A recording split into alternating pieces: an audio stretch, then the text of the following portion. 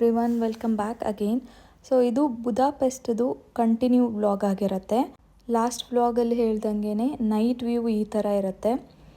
ನಾವು ಬೆಳಿಗ್ಗೆ ಏನು ಪ್ಲೇಸಸ್ಗೆ ಹೋಗಿದ್ವಲ್ವ ಅದೇ ರೀತಿ ಸಂಜೆನೂ ಅದೇ ಸೇಮ್ ಪ್ಲೇಸಸ್ನ ಎಕ್ಸ್ಪ್ಲೋರ್ ಮಾಡಿದ್ವಿ.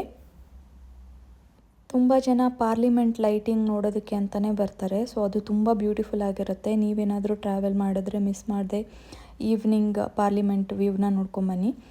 ಅಗೇನ್ ನೆಕ್ಸ್ಟ್ ಡೇ ರಿಮೈನಿಂಗ್ ಪ್ಲೇಸಸ್ನ ಎಕ್ಸ್ಪ್ಲೋರ್ ಮಾಡೋಣ ಅಂತ ಹೊರಟಿದ್ವಿ.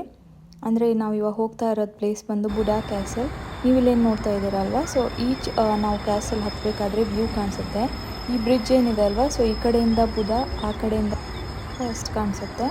ಇಲ್ಲಿ ನೀವು ಬ್ರಿಡ್ಜ್ ಮೇಲೆ ನಡ್ಕೊಂಡು ಹೋಗ್ಬೋದು. ಅದರ ಜೊತೆಗೆ ಬೇಕಾದಷ್ಟು ಟ್ರಾನ್ಸ್ಪೋರ್ಟೇಷನ್ ಕೂಡ ಇದೆ. ಸೊ ಅದನ್ನು ಕೂಡ ಯೂಸ್ ಮಾಡಿಕೊಂಡು ನಾವು ಎರಡು ಪ್ಲೇಸ್ಗಳಿಗೂ ಟ್ರಾವೆಲ್ ಮಾಡ್ಬೋದು.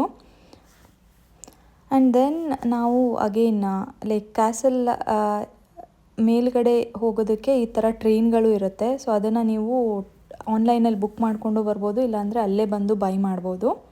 ಟಿಕೆಟ್ ಪ್ರೈಸ್ ತುಂಬ ಎಕ್ಸ್ಪೆನ್ಸಿವ್ ಇರುತ್ತೆ. ಸೊ ಬೆಟರ್ ನೀವು ಕ್ಲೈಮ್ ಮಾಡ್ಕೊಂಡು ಹೋದ್ರೇ ಬೆಸ್ಟ್ ವ್ಯೂ ಕೂಡ ನಿಮ್ಗೆ ಸಿಗುತ್ತೆ.